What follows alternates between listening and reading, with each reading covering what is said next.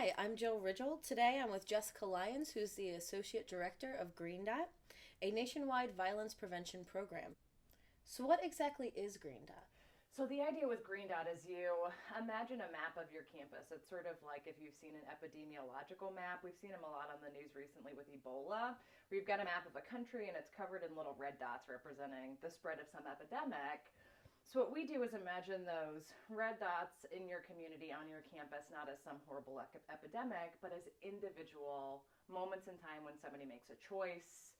They use their actions, their words, their behaviors to harm someone in another way.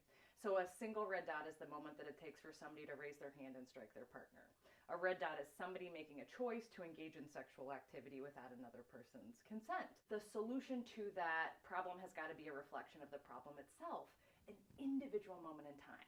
So we imagine that solution as a green dot. It is a moment in time where someone uses their actions, their words, their behaviors to actively contribute to a culture of safety and communicate intolerance for violence.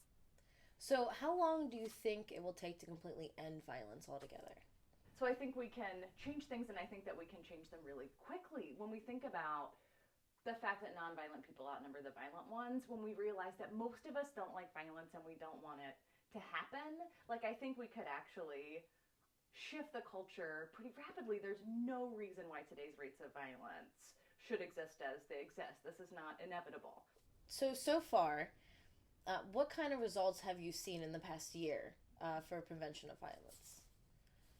Well, the Centers for Disease Control and University of Kentucky just announced their initial findings on Green Dot, where they saw dramatic reductions in rates of violence. So, why don't you think people intervene when they see violence? I think it's important to understand that not intervening doesn't make someone a bad person. I think just about everybody has seen a situation play out that didn't sit right with them in their gut, and they didn't intervene, not because they're bad, not because they didn't care, but because they are perfectly human and there are obstacles that get in all of our way. So obstacles that are personal, like I'm shy, I hate conflict, I don't want to draw attention to myself.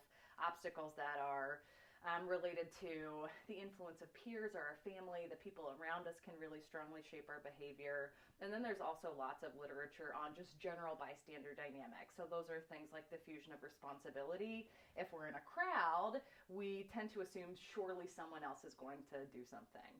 Or we look around to other people for cues. If no one else seems to act like something's an emergency, we're going to assume it's not an emergency either.